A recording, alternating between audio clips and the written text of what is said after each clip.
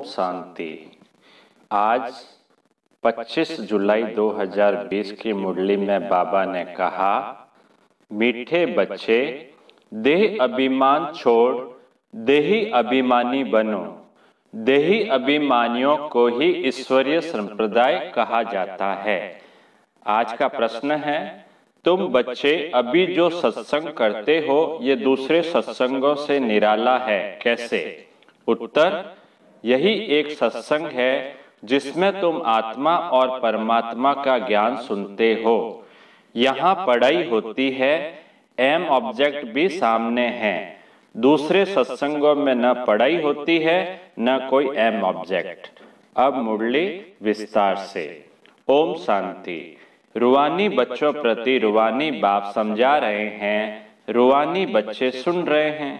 पहले पहले बाप समझाते हैं, जब भी बैठो तो अपने को आत्मा समझकर बैठो, देह न समझो। देह अभिमानी को आसुरी संप्रदाय कहा जाता है, देही अभिमानियों को ईश्वरीय संप्रदाय कहा जाता है। ईश्वर को देह है नहीं, वह सदैव आत्मा अभिमानी है। वह है सुप्रीम आत्मा, सभी आत्माओं का बाप, परम आत्मा अर्थात ऊंचे ते ऊंचा। मनुष्य जब ऊंचे ते ऊंचा भगवान कहते हैं तो बुद्धि में आता है वह निराकार लिंग रूप है। निराकार लिंग रूप की पूजा भी होती है। वह है परमात्मा, यानी सभी आत्माओं से ऊंच है। वह भी आत्मा, परंतु ऊंच आत्मा। वह जन्म मरण में नहीं आते हैं, बाकी सब पुनर्जन्म लेते हैं। और सभी है रचना। रचता तो एक ही बाप है, ब्रह्मा विष्णु शंकर भी रचना है। मनुष्य सृष्टि भी सारी है रचना। रचता को बाप कहा जाता है। पुरुष को भी रचता कहा जाता है। स्त्री को एडॉप्ट करते हैं, फिर उससे क्रिएट करते हैं, पालना करते हैं, बस विनाश नहीं करते हैं। और जो धर्म स्थापक होते हैं वह भी क्रिएट करते हैं, फिर उनकी पालना करते हैं। विनाश कोई भी नहीं करते।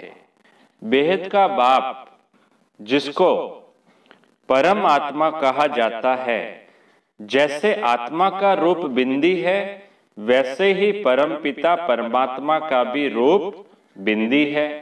बाकी इतना बड़ा लिंग जो बनाते हैं वह सब भक्ति मार्ग में पूजा के कारण।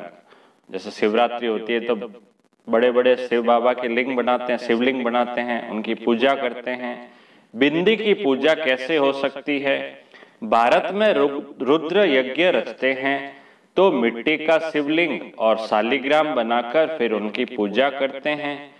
उनको रुद्र यज्ञ कहा जाता है।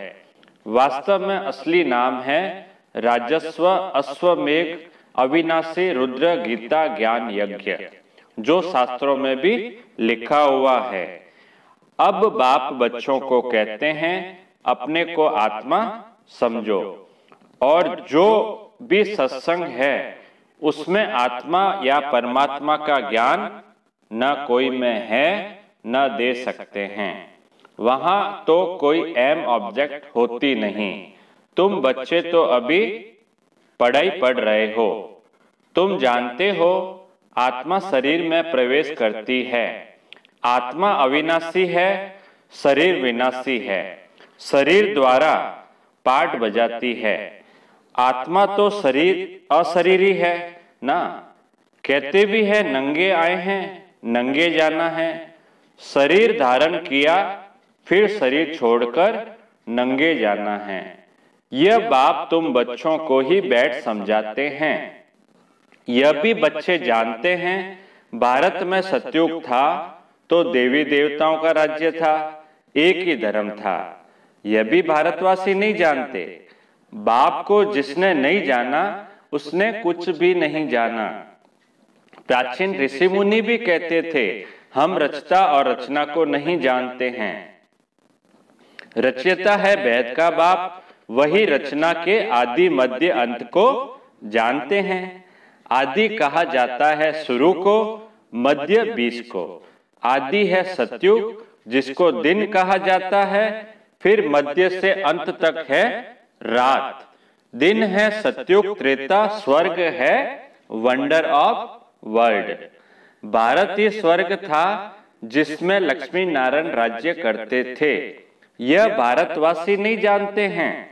बाप अभी स्वर्ग की स्थापना कर रहे हैं। बाप कहते हैं तुम अपने को आत्मा समझो, हम फर्स्ट क्लास आत्मा हैं। इस समय मनुष्य मात्र सब देह अभिमानी हैं। बाप आत्मा अभिमानी बनाते हैं।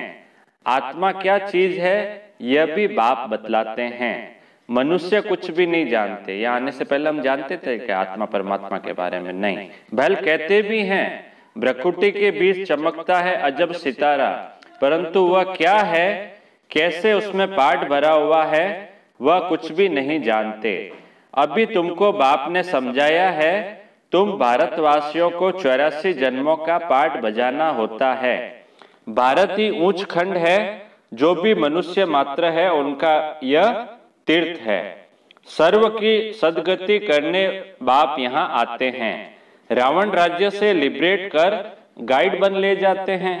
मनुष्य तो ऐसे ही कह देते, अर्थ कुछ भी नहीं जानते। भारत में पहले देवी देवता थे, उन्हों को ही फिर पुनर्जन्म लेना पड़ता है। भारतवासी ही सो देवता फिर क्षत्रिय वैश्य शूद्र बनते हैं, पुनर्जन्म लेते हैं ना।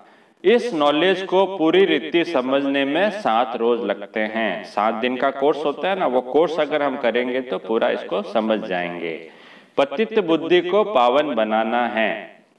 यह लक्ष्मी नारायण पावन दुनिया में राज्य करते थे ना, उन्हों का ही राज्य भारत में था, तो और कोई धर्म नहीं था।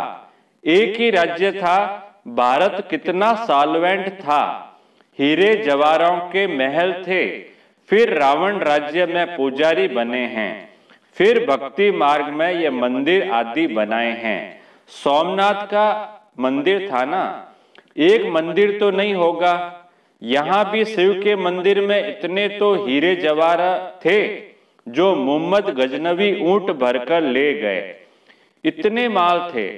ऊंट तो क्या कोई लाखों ऊंट ले जाए तो भी भर न सके। सतयुग में सोने हीरे जवाहरों के तो अनेक महल थे। मोहम्मद गजनवी तो अभी आया है। द्वापर में भी कितने महल आदि होते हैं। वह फिर अर्थक्वेक में अंदर चले जाते हैं। रावण की कोई सोने की लंका होती नहीं है। रावण राज्य में तो भारत का यह हाल हो जाता है। ये सब अभी रावण राज्य में हुआ है। 100% इररिलीजियस, अनराइटियस, इनसॉल्वेंट, पतित, विशस नई दुनिया को कहा जाता है वाइसलेस। भारत शिवालय था जिसको वंडर ऑफ वर्ल्ड कहा जाता है। बहुत थोड़े मनुष्य थे, अभी तो करोड़ों मनुष्य है। शुरुआत में कितनी 9 लाख आत्माएं थी, अभी तो करोड़ों में जनसंख्या हो गई। विचार करना चाहिए ना। अभी तुम बच्चों के लिए यह पुरुषोत्तम संगम युग है, जबकि बाप तुमको पुरुषोत्तम पारस बुद्धि बना रहे हैं। बाप मनुष्य से देवता बनने की तुम्हें सुमत देते हैं। बाप की मत के लिए ही गाया जाता है तुमरी गतमत न्यारी। इसका भी अर्थ कोई नहीं जानते। बाप समझाते हैं ऐसे मैं श्रेष्ठ मत देता हूं जो तुम देवता बन जाते हो। अब कलयुग पूरा होता है। पुरानी दुनिया का विनाश सामने खड़ा है। मनुष्य बिल्कुल ही घोर अंधियारे में कुंभकर्ण की नींद में सोए पड़े हैं, क्योंकि कहते हैं शास्त्रों में लिखा है कलयुग तो अभी बच्चा है। सभी ये कहते हैं ना कलयुग तो अभी बच्चा है। अभी तो लाखों वर्ष पड़े हैं, 40,000 वर्ष पड़े हैं। 84 लाख योनियां समझने के कारण कल्प की आयु भी लंबी चौड़ी कर दी है। वास्तव में है 5,000 वर्ष। बाप समझाते हैं तुम 84 जन्म लेते हो, न कि 84 लाख। बेहद का बाप तो इन सभी शास्त्रों आदि को जानते हैं, तब तो कहते हैं ये सब है भक्ति मार्ग के। जो आधा कल्प चलते हैं इससे कोई मुझे नहीं मिलते। यह भी विचार करने की बात है कि अगर कल्प की आयु लाखों वर्ष दे फिर तो संख्या बहुत होनी चाहिए, जबकि क्रिश्चियन की संख्या 2000 वर्ष में इतनी हुई है। भारत का असूल धर्म देवी देवता धर्म है, वह चला आना चाहिए, परंतु आदि सनातन देवी देवता धर्म को भूल जाने के कारण कह देते हमारा हिंदू धर्म है। हिंदू धर्म तो होता ही नहीं। भारत कितना ऊंच था, आदि सनातन देवी देवता धर्म था तो विष्णुपुरी थी, अब है रावणपुरी। वही देवी देवताएं 84 जन्म के बाद क्या बन गए हैं? देवताओं को वाइसलेस समझ, अपने को विशेष समझ उन्हों की पूजा करते हैं। सतयुग में भारत वाइसलेस था, नई दुनिया थी, जिसको नया भारत कहते हैं। यह है पुराना भारत। नया भारत क्या था, पुराना भारत क्या है? नई दुनिया में भारत ही नया था, अब पुरानी दुनिया में भारत भी पुराना है। क्या गति हो गई है? भारत ही स्वर्ग था, अभी नर्क है। भारत मोस्ट सॉल्वेंट था, भारत ही मोस्ट इनसॉल्वेंट है। सबसे भीख मांग रहे हैं, प्रजा से भी भीख मांगते हैं। यह तो समझ की बात है ना। आज के देह अभिमानी मनुष्य को थोड़ा पैसा मिला तो क्या समझ लेते हैं अपने को?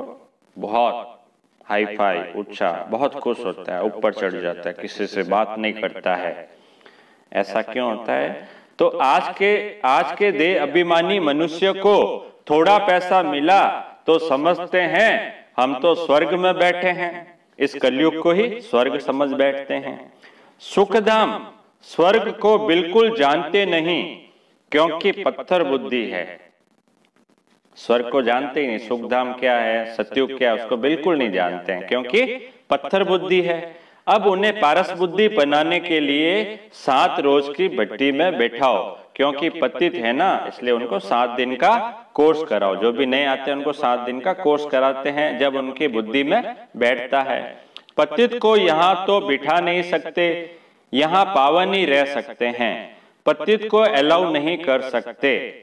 तुम अभी पुरुषोत्तम संगम युग पर बैठे हो, जानते हो बाबा हमको ऐसा पुरुषोत्तम बनाते हैं। यह सच्ची सत्य नारायण की कथा है।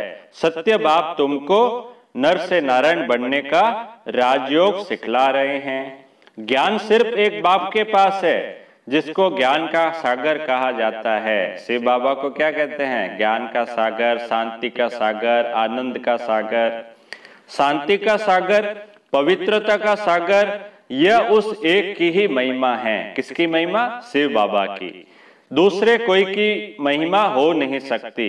देवताओं की महिमा अलग है, परमपिता परमात्मा शिव की महिमा अलग है, वह है बाप। कृष्ण को बाप नहीं कहेंगे। अब भगवान कौन ठहरा? अब प्रश्न आता है भगवान कौन ठहरा? अभी भी भारतवासी मनुष्यों को पता नहीं है।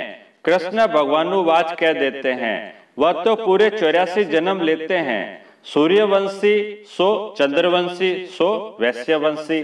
मनुष्य हम सो का अर्थ भी समझते नहीं। हम आत्मा सो परमात्मा कह देते हैं। कितना रॉन्ग है कि हम ही आत्मा है और हम ही परमात्मा है। अभी तुम समझाते हो कि भारत की चढ़ती कला और उतरती कला कैसे होती है।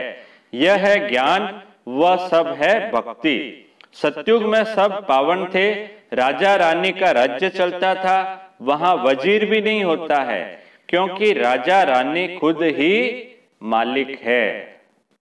सतयुग में तो राजा रानी मालिक होते हैं, वहां वजीर की जरूरत ही नहीं है।